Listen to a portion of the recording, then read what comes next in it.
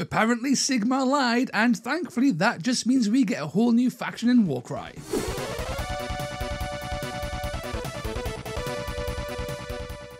Welcome to War Games on Toast, all of you lovely people. It's me, it's Toast, and today we are looking at the Ruination Chamber. Apparently Age of Sigmar and Warcry don't have enough Stormcast yet, so a whole new faction has been added with some really cool models and some even better rules. The Ruination Chamber tackles the unique concept of being an elite warband who is also a control warband, and they're pretty darn good at it too. But before we get into all of that, it's time for a bit of shilling. I am shocked. Shocked! Well, not that shocked. Please consider leaving a like, a comment, and subscribing, as that helps me fight against the dastardly YouTube algorithmic demon. And if you want to help in a more tangible way, then please consider signing up to my YouTube members or my Patreon, like all of these wonderful people on screen now. Badoosh. And if you don't want to dedicate yourself to a monthly subscription but still want to help the channel out, then feel free to throw me a coffee. But with all of that out of the way, let's get on with the show. And now for something completely different. And we are back. This is the Ruination Chamber, one of the new factions in Warcry, the newest as of recording, along with the brand new Dark Oath, and there's a lot to talk about. We've got a whole bunch of profiles, whole bunch of rules, and it's going to be a lot of fun. So, starting with their reaction, we have Ancient Aura. A fighter can make this reaction when an enemy fighter within 6 inches uses an ability. Roll a dice and add 2 to the roll if this fighter has a Memoriam token. Then remove that token. If the roll equals or exceeds the value of that ability has no effect. Ancient Aura is evil. It is horrendously evil. It basically shuts down any low dice value ability, and that's it. If they have an ability you don't want them to use and they have a dice value of 1, 2, or 3, you are likely to shut it down just by reacting, and then they still lose their dice. You lose an action because you're reacting, but they lose a dice. It's a resource trade-off, but honestly, it's a pretty darn good one in your favour if you get it off. If their dice value is 4, it's more or less a 50-50 as to whether or not you will succeed. And if they have a dice value of 5 or 6, it is no longer in your favour at all, and you shouldn't really do it unless it's a make or break moment in the game and you just have to try and stop them from doing a rampage or a rush to get extra movement, all that kind of stuff. Now, the biggest downside to Ancient Aura, before we go on to the token stuff, is that you're using your very expensive Stormcast to react, or something else, which we'll touch on in a little bit, and that can be expensive in terms of your actual investment in AP. Your AP could be worth a lot, because your Stormcast are very expensive, so you've got to balance that out at all times, especially if there's that risk of failing. Speaking of failing, you can drastically increase your odds of not failing this roll by having a Memoriam token, which are added by using certain abilities in this ability pool, and this gives you a whopping +2 to that roll, which means that you're basically winning nearly every single time. You automatically win against anything that has a dice value of 1, 2, or 3, and the odds are massively in your favour for 4, 5, and 6. So Memoriam tokens can be very powerful for buffing your AoE reaction aura, and again, this is a 6-inch aura, which is a substantial bubble around all of your guys. Your Stormcast, your Crows, which we'll get into in a bit, all have this big bubble, and you can, during any ability, go, nah, turn that off, and it could be gone. Basically, there's nothing your opponent can do to stop you unless they use an ability that turns off reactions. But then you can react before that goes off to cancel it. It's a fun time. It's a very powerful reaction, and when a lot of top tier warbands rely on their abilities in conjunction with their raw stats to perform well, and you can punish them for being so ability reliant and still drain them of their dice whilst doing so, it's very cool. I'm a massive fan of Ancient Aura, and it is a whole new kind of control style we haven't seen before, and it gives Ruination Chamber this very oppressive feeling on the tabletop, which is just tantalizing to mess around with. It's such a fun design space. And as we'll see later on, despite this being a fantastic reaction, they have a lot of ways of making this even better and even more reliable. it's wild and it's a fun time. But moving on, we have our first double, and this can be used by everybody. It is called Lightning Scoured Soul. This fighter gains a number of Ruination dice equal to the value of this ability for the rest of the battle round. Each time a fighter is allocated a damage point, you can roll one of their Ruination dice. On a 3+, that damage point is not allocated to this fighter. This is really good. Again, everything can use this. Their Stormcast, their little chaffy crows, they can all use this, and it makes them much harder to kill. Having just one Ruination dice negate just one damage point can be the difference between life and death, victory or defeat. This is the only instance I can think of where you can roll dice like an armor save, essentially, to avoid damage. I can't think of any others from the top of my head. And this is, again, another very powerful aspect of the Ruination Chamber. And because it's a double, it's really cheap just to kind of spam out on key targets across the battlefield. It's really, really cool. I'm a huge fan of this. But there are so many other powerful abilities. Despite Lightning Scoured Soul being so strong, it might actually not be good enough as your attention will be pulled in other locations, which makes it fairly situational, and like many of the recent Warcry warbands and abilities, really gives the Ruination Chamber this very toolboxy feel where you have to really think about what you want to achieve every turn because you can't do it all, and everything at like a bare minimum is already good, right? You've got to pick the right tool at the right time, and it requires more thought than just throwing out Rush or Onslaught or Ignite Weapon or whatever else you're going to use that is a little bit less nuanced in their ability lineup. On to their next double, we have Through Darkened Skies, and this is used by their prosecutors, and it's a special. I love this. This is something special. This is fun. So you remove this fighter from the battlefield, then set them up on a platform or the battlefield floor more than 5 inches from all enemy fighters. I am going to put up the prosecutors now, Badoosh, every time. You would think after like 7 videos I would do this right? But I don't. Badoosh, there you go. So, prosecutors are squishy, but they are fast and they have fly, and Through Darkened Skies is wonderful. A teleport is always strong. A teleport on a double is really strong. And once you can't teleport into combat, you can teleport away from things. There's no minimum distance you have to be to teleport away from something. It's just teleporting to something. So this is naturally good in objective missions, but it is especially good in treasure missions because you can fly 20 inches to any treasure token on the board, pick it up, and then teleport away. This can lead to some incredible plays like flying to their side of the board on turn 1 and taking their treasure next to their guys, and then running away, giving you an instant advantage in that game because now they have to come to you, giving you an instant advantage because now they have to not only get their treasure and then get back your treasure, but you have all of your treasures on your side of the board as well. Through Darkened Skies is so powerful, I will likely bring a Prosecutor in every single Ruination list going forward, and the Prosecutor Prime is a prime candidate as an ally because of Through Darkened Skies. It is a super strong ability that now all Order has access to. It is fantastic. On to the next double, we have Memories of Past Glories. You can give this fighter 1 Memoriam token to a maximum of 1.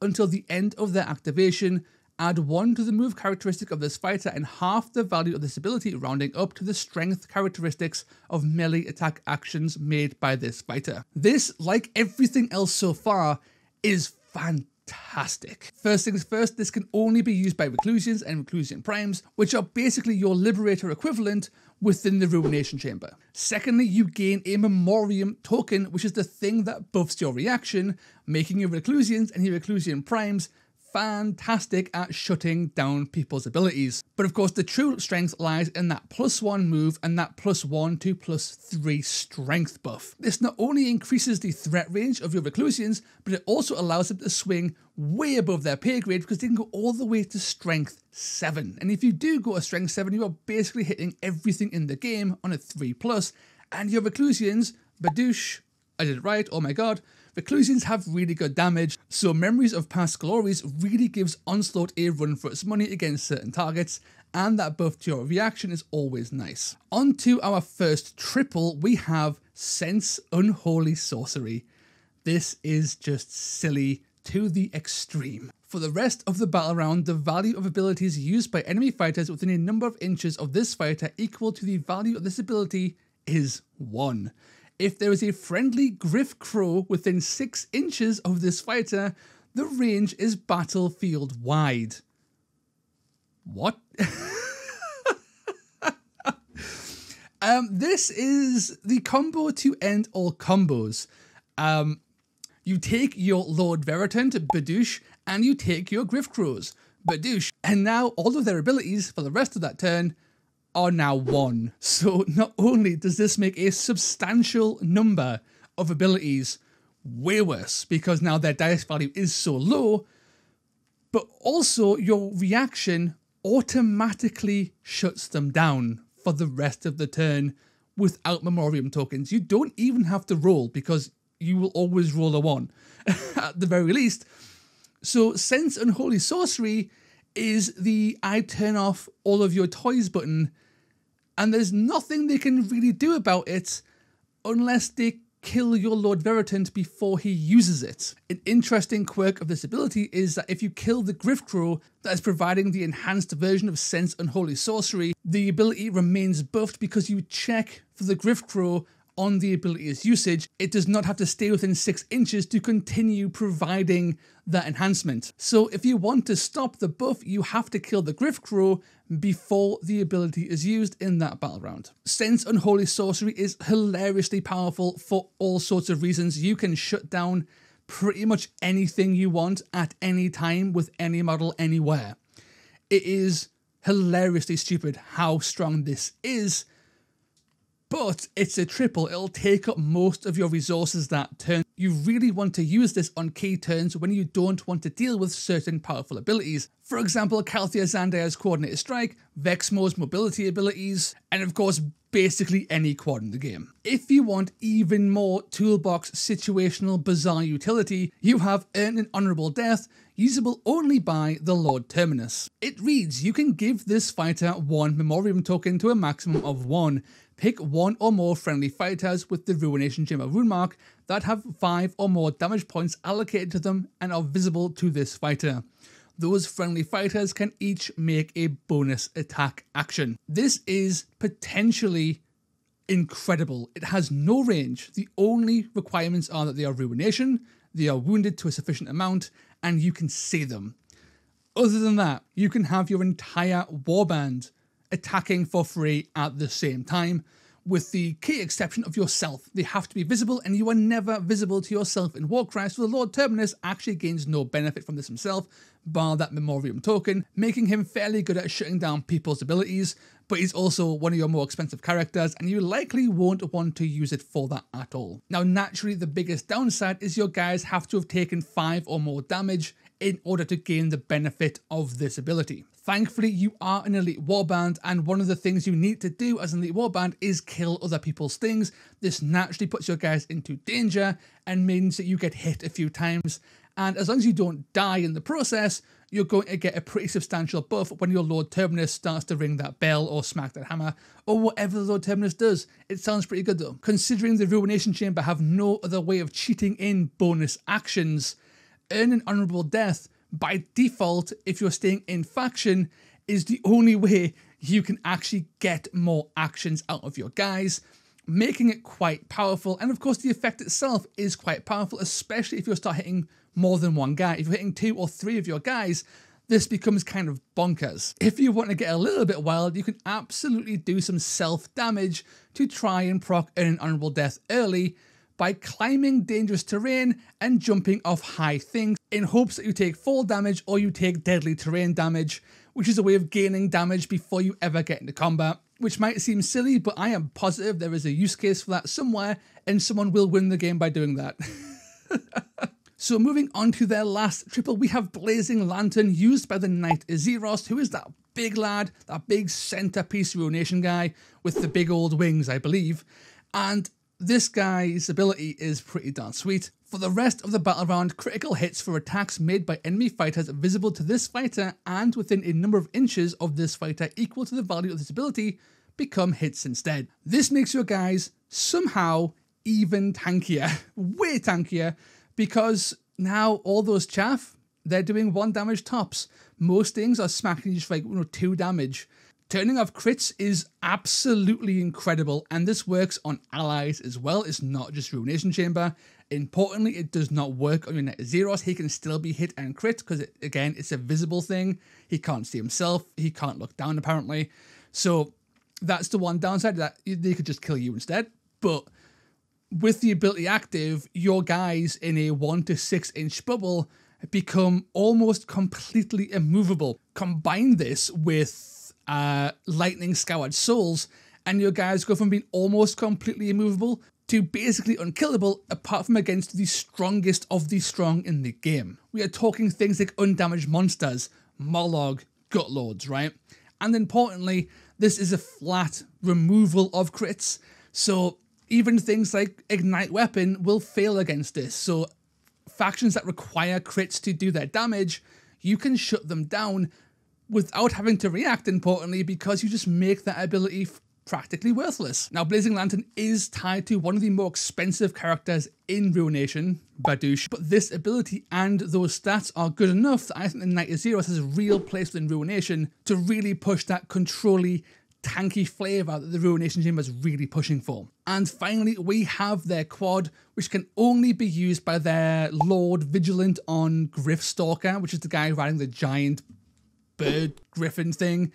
It's called Deliver Judgment, and you pick a visible friendly fighter with the Ruination Chamber rune mark that has activated this battle round, and that is within 6 inches of this fighter. You cannot pick a fighter with the hero rune mark.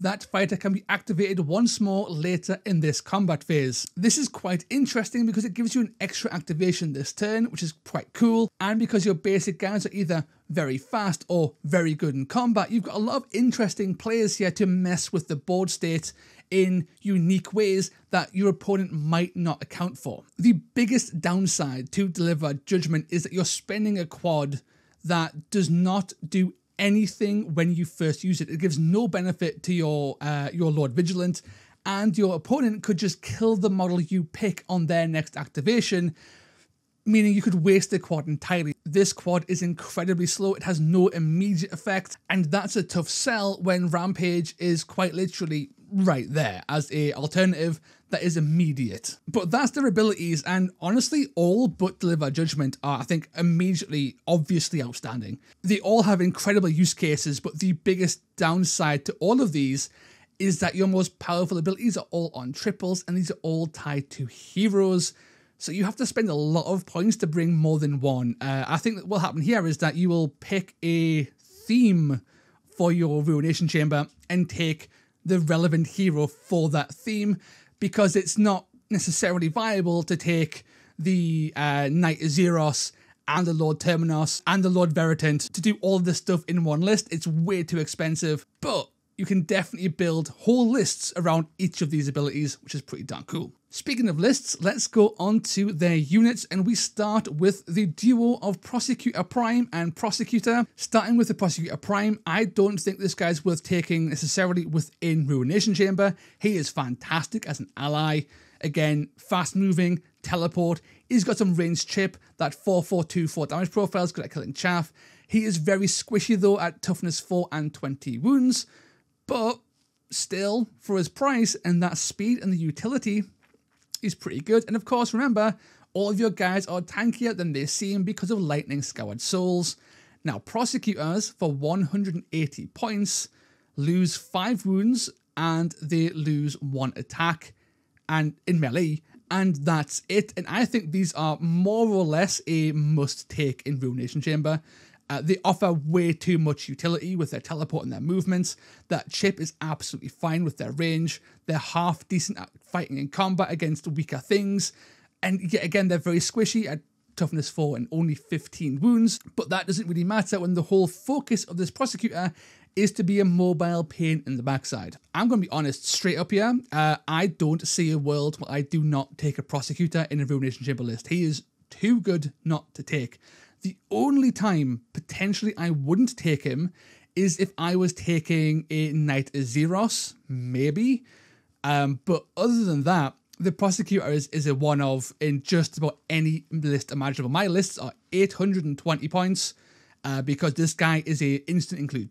every time. So good. Even if he's not that tough and he's not that good in combat. So good. Moving on to Reclusian Primes and Reclusians. Again, I am not a huge fan of Primes within their faction, but the Reclusian Prime as an ally is potentially outstanding. For 195 points, you are getting something that is along the lines of an Annihilator Prime with some downsides and some benefits. You lose out on a bunch of the Thunderstrike-based offensive abilities, but you gain access to a whole bunch of the Reclusion abilities, including their reaction. There is definitely a space in any order list where you take a Reclusian Prime for his really decent attack stats, his really good defense stats, and that reaction. And remember, he's a Reclusian, so he can gain Memoriam tokens, making that reaction really powerful. Now, of course, is it worth spending nearly 200 points on the Reclusian Prime for that reaction and his ability set? I'm pretty sure there is. I'm a massive fan of the Reclusian Prime as an ally. I think this guy will start making waves the moment people start to experience the crushing weight of the Ruination Chamber's fist and will want that in their warbands. And he's a great pick for that because he is one of the cheapest and most effective ways of doing it. That was a lot of gushing over the Reclusian Prime. Let's talk about the actual Reclusian, who is wonderful. I love the Reclusians. Movement 4, toughness 6, 20 wounds, a 4-4-3-5 damage profile for 160 points. These guys are an absolute bombshell on the battlefield. That strength 4 is a little bit low, but remember, with Memories of Past Glories, you can buff that all the way to strength 7. As a side note, that Reclusian Prime can go all the way to strength 8 because he's a strength 5 base. So your Reclusians, that lower strength really doesn't matter as much as you might think. They are great at killing chaff. They are great at killing more elite things because that 3-5 profile is so good. These guys give Thunderstrike Annihilators a run for their money. They are so good at just punching through things, at tanking damage. The only downside, again, which you'll see in nearly every single one of these models, is that they can't move without ally support. They are incredibly static. They have very few ways to gain additional actions, and that's the biggest downside of the Reclusian, is that, yeah, he's movement 4, but he is just movement 4. You would have to ally in a Calthea Zandaya or Questa Soulsworn to really get them moving and really laying in with that damage on a double attack swing. Next, we have the Lord Veritant, and this is the guy who turns everyone's abilities to a value of 1, and he is straight up just a wizard who is fine. At 190 points, he is the cheapest hero we have, and he is great. He has your standard wizard profile of 2 shots, strength 4 and 3-7 damage. You will likely give him strength 5 on that range attack just to make him a bit better at killing things, but you're there for the ability, and that ability is very strong, and he's cheap enough not to massively impact your list, and he's still decently durable at toughness 5 and 20 wounds. Of course, if you are taking the Lord Veritant, you are going to be taking Griff Crows, and Griff Crows are chaff. They are the only chaff Stormcast have access to. They are by far the cheapest model in any Stormcast faction at only 60 points. There are some downsides, which I'll cover quickly in a minute, but they're movement 6, toughness 3, 6 wounds with a 3-3-1-3 profile. These guys are incredibly fast. They buff your Lord Veritant in wonderful ways, but they suck in combat. 6 wounds is very low.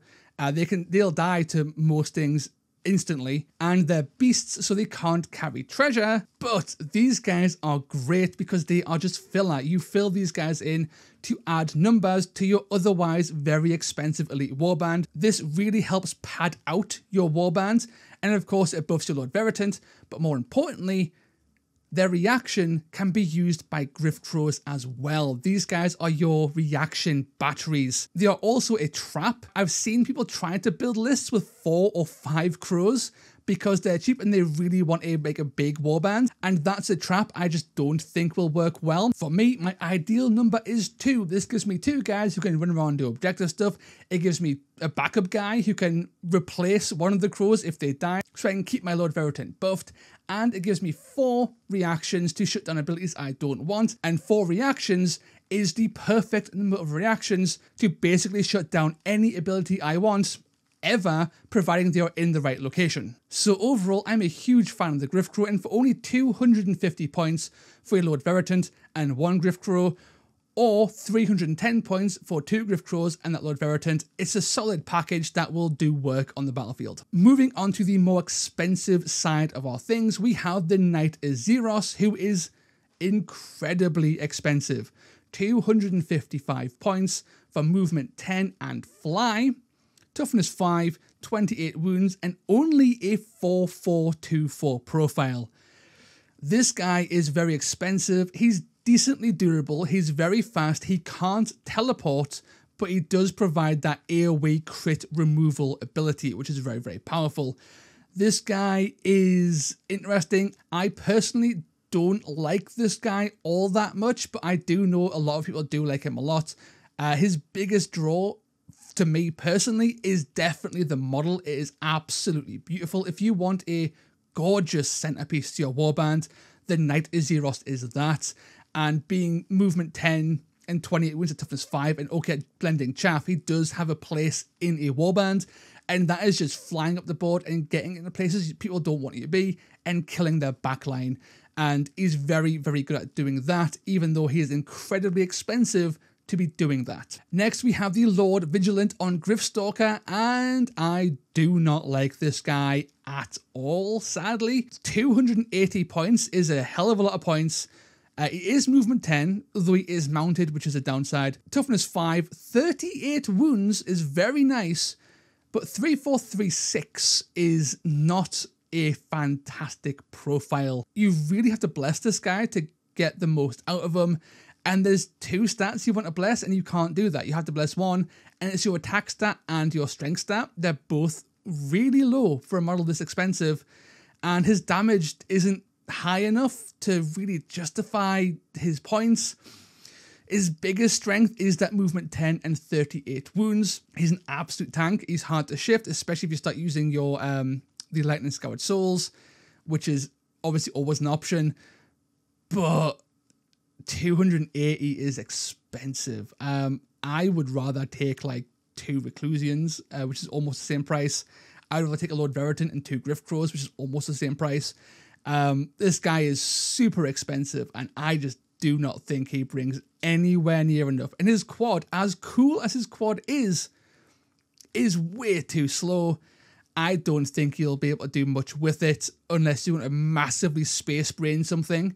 And even then, for almost a third of your warband to pull that off, nah, man, I don't see this guy doing enough for his stats and his cost, sadly. The Lord Terminus, though, to end on a high, is really, really solid. For 225 points, you get movement 4, toughness 5, 28 wounds, with a 4-5-3-6 profile.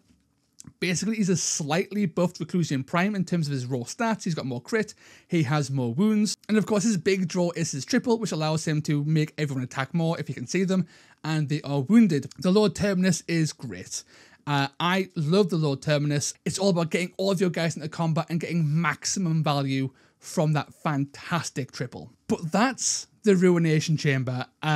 There's a lot to love here. I'm a huge fan of basically everything on the left-hand side.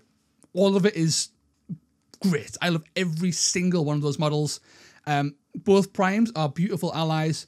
The guys on the far right, I am less enamored with the very notable exception of the Lord Terminus, who is great.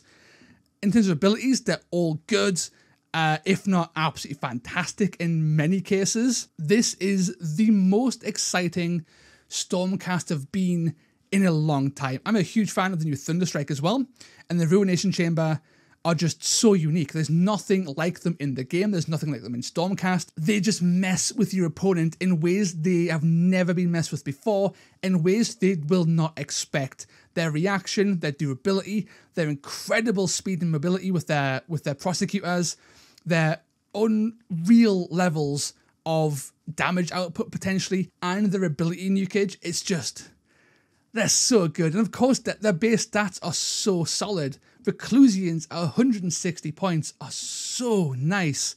That 4-4-3-5 or 4-7-3-5 with toughness 6 and retaining movement 4 is so good. These guys will not move, and if you get near them, they will smash your teeth right in. The biggest downside, I've said before, is that their fastings are ungodly fast, but everything else is quite slow.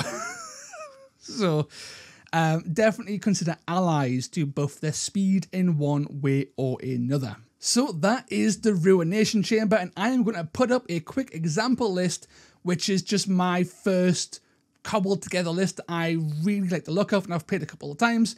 Give it a go, experiment, branch out, knock yourself out, badoosh.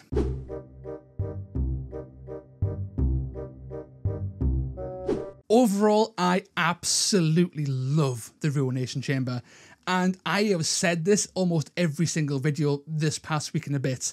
I love Dark Oath, I love Branch Oath, but I love new Iron Jaws, I love the new Skaven, I love the new Thunderstrike, and I absolutely adore the new Ruination Chamber.